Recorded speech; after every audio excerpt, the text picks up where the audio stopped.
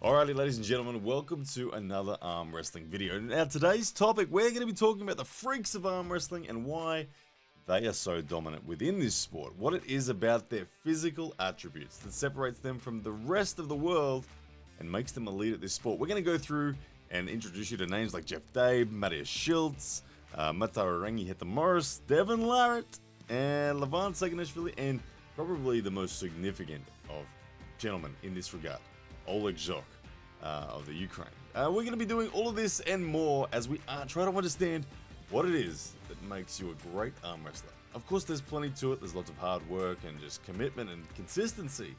But there are some people within this sport that seemingly have just the right set of tools. Their genetic gifts, their genetic start points are different to everyone else. And they have become elite arm wrestlers. So let's get that underway. Alright, so to first of all kick this off, you may have seen this man before. His name is Jeff Dabe of the United States of America. He is very visibly just different. His hands and his forearms on both arms are significantly larger than the average person. He was born this way, and he has used this very effectively in arm wrestling. If we have a look at Jeff's hand, it is so much bigger than everyone else's that when you grip that hand, it really just becomes very difficult for you to control the arm wrestling fundamentals. So when we talk about arm wrestling fundamentals, we're talking about back pressure, we're talking about wrist flexion, we're talking about pronation, and ultimately side pressure. And given that arm wrestling is a very hand-specific sport where getting control of your opponent's hand and wrist is critical to being able to have the strength to finish the match, someone like Jeff Dabe is blessed with an enormously difficult hand for his opponent to grab. Now, Jeff Dabe, he's subject to the same conditions as the rest of us. He's still got to train. He's still got to be consistent. He's still got to have the desire to be strong. So he's not necessarily just automatically to the top. And we've seen that in Jeff. He's had moderate success at the professional level, but never huge amounts of success. He's not a world champion by any stretch, but he's a hard day for most people. And at the pro level, Jeff Dabe is pretty significant. Now, let's have a look at another gentleman very similar. You might know this gentleman as Hellboy. We are talking about Maateiwarangi of Germany. Now, you can see that Matthias, something different is Matthias, it's very similar to Jeff. However, Matthias is just on the right arm. Now, you can see, once again, a very overly large development of the right arm relative to his left. And it's all the same reasons that Jeff had an advantage. Matthias is someone who, again, to grip his hand, to grip his arm, it's just awkward. It's bigger than everyone else's. So when he pronates, when he uses wrist flexion, it just affects your hand more. And subsequently, it's very difficult for you or his opponent to gain control of that hand and wrist. So once again, Maateiwarangi and Jeff Dabe, very similar in their, I guess, their genetic advantages that they've been handed. But once again, Maateiwarangi, similar to Jeff Dabe, still has to work on getting a lot stronger, still has to be consistent in order for him to compete at the highest level. But now as we go through this list, we're going to start to see some more significant genetic monsters. Now, the next one I want to talk about is Maateiwarangi Heta Morris of New Zealand. This is New Zealand's #1 ranked arm wrestler. He's the current Oceanic champion. And if we look at Maateiwarangi, I don't know what his biceps are measuring, but he is enormous in the arms, like 22 inches or something crazy like that, maybe even more. But Maateiwarangi, he's not only New Zealand's strongest arm wrestler, he's also their bench press record champion. So coming with such thickness, as we know, Polynesian people, and Maateiwarangi is from New Zealand, he's a Maori, and he is someone that just is thick, is the right word. In respect to his chest and shoulders, if you ever meet him, he is like an absolute barrel.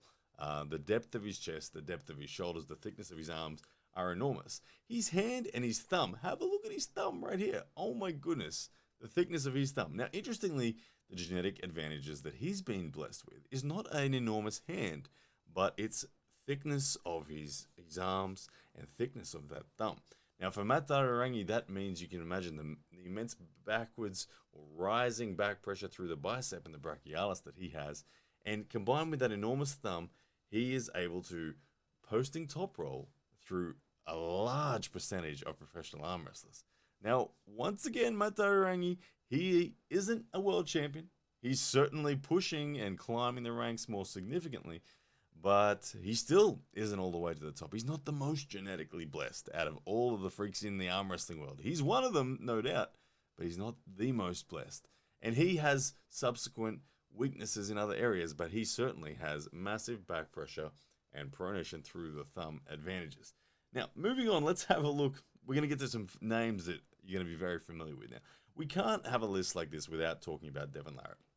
Now, on the surface level, Devin Larrett doesn't appear to necessarily be that genetically rare. He just looks like a really strong, well-rounded guy. But Devin Larrett's wingspan is enormous. If you have a look at Devin, and Devin's arms no longer straighten, but when Devin Larrett was able to straighten his arms, he was reaching out like 7.5 foot from finger to finger, or something crazy like that. Don't quote me on that, but it's absurd. Devin is someone who is like 6'6" tall, and for his wingspan to be at 7 foot, really does show you the length of his arms. Now, having such long arms, and Devin's hand is big. It's much bigger than mine, but it's not the biggest. It's not the thickest hand, but it's almost, you'd almost describe it as a skinny hand relative to other super heavyweights like Maateiwarangi or Jeff Dabe. Okay, but Devin is his skinny hand and its length, and combined with the length of his forearms and the length of his humerus, allows him to control. He gets over people's pronation very significantly, and when he's over someone's pronation, he limits their ability to access their own strength. When they go to rise and go sideways, their hand gets turned down, and that really opens the door for technical dominance. And that is why we see Devin Larrett being so successful.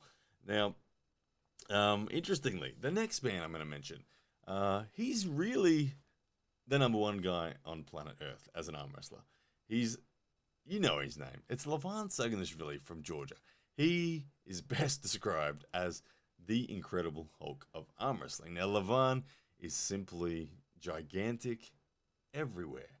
Okay, his hand and its thickness. His wrist is big. I think he has a 10.75 inch wrist or something crazy like that, like approaching 11-inch wrist, which is just enormous. The wrist flexion, the solidness through his flexors in his forearm, the bicep, the brachialis, the thickness everywhere. Levon is just a giant human. He's not all that tall, but his thickness in all respects of his muscles relating to arm wrestling are as developed as they can be. And subsequently, his fundamental strength dominance is off the charts. No one in the professional arm wrestling world has come close to beating him in a long time. And it's because of that, not only that strength, but that thickness, that he has the combination of being ultra powerful, but also being ultra difficult for his opponents to even hold onto. So Levon Saginashvili is truly a freak of arm wrestling and has an amazing genetic disposition that suits the sport.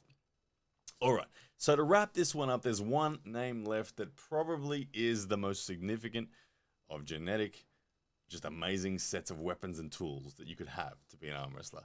This man here that I'm about to mention is probably the most significantly dominant and definitely the number one ranked pound for pound arm wrestler ever.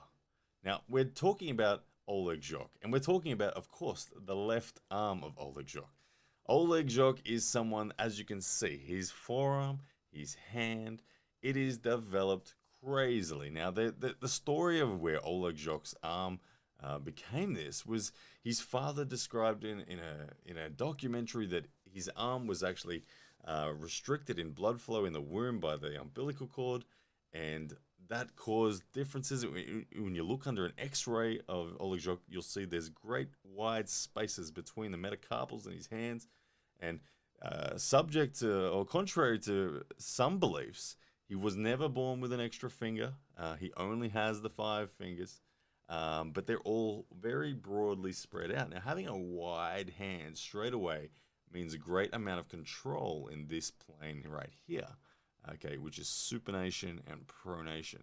He has very good control. Now, then the other obvious thing is the size of his forearm. Now, when you look at the attachment points of the muscles throughout the forearm, he seems to have very high attachments of all the forearm flexor muscles. So it's like they continue right up to almost the wrist, which allows, if we think about the physics of those muscles when they contract, they're pulling from high up on the wrist as opposed to pulling from down low on the wrist, and that brings with it just a greater application of force at the hand, which of course is where the opponent is holding on to. So the back pressure, the pronation from the giant hand is very significant. And as a result, Oleg Jacek has defeated almost every left arm super heavyweight legend there has been. He's almost done it all, and he's done it all at no more than like 84 kilos. He's such a dominant athlete within his weight division, and there is no one as dominant as him when it comes to his weight division. Now, he really is the pinnacle of genetic just blessings when it comes to having what you need for the sport. And look, and finally, we can't end this list without asking the question, okay, what was it about John Brzenk that made him the greatest arm wrestler of all time? John Brzenk, as they're describing, the perfect storm. He, on the surface, does not appear to be all that different from the average guy. When you see a video or a picture of John, you don't think, oh my goodness, this guy's a freak. You don't think that. You look at him and think he's kind of normal looking. What is it about John that made him the greatest arm wrestler of all time, that made him be able to dominate through some 5 decades of arm wrestling? John really does have a unique set of strengths. There's nothing outside of it to say. Like John Brzenk himself, when I asked John one evening, how long did it take you, John, to go from novice to world elite? He said he bridged from novice to amateur to pro to high-end pro to elite to world champion, all within the space of about 1.5 years, from age 17 through to 18 and a half. And he was beating everyone. John is different. There's something about John, I don't know. He has thick hands, yes, but not as thick as Levon's, not as thick as Jeff Dabe's, not as thick as Matthias Schultz, not as thick as Maateiwarangi's. He has thick hands, but he has very well balanced hands. He has thick wrists, but not overly thick wrists. He has great flexors. He has great biceps, but nothing is glaringly obvious about John in a size sense. However, John is just strong. John is that one in a 100-year guy that comes along and he's just built better. That's all you can say, because there's nothing glaringly obvious about his genetic size and shape that sets him apart from everyone else. Yet, he is simply stronger. There's something about what's going on inside the muscle, inside the wrist, inside the hand of John. He is just stronger. And subsequently, he dominated for such a long time. John Brzenk, I guess, fits the title of the ultimate freak of arm wrestling, because we don't even know necessarily how he is so strong. But he certainly is, and he's the greatest arm wrestler of all time. All right, ladies and gents, well, I hope you have enjoyed that one and learned a little bit more about the freaks of arm wrestling and why they are so dominant. Please make sure you hit the like button on this one, share it with someone who's never looked at the world of arm wrestling before, and hit the subscribe button. And that would mean a lot to me. You guys will get this sport out there, which is an awesome sport, in front of many other people. We want to grow this sport, so you hitting the like, the share, and the subscribe button will do that exactly. And guys, happy days, and we will see you again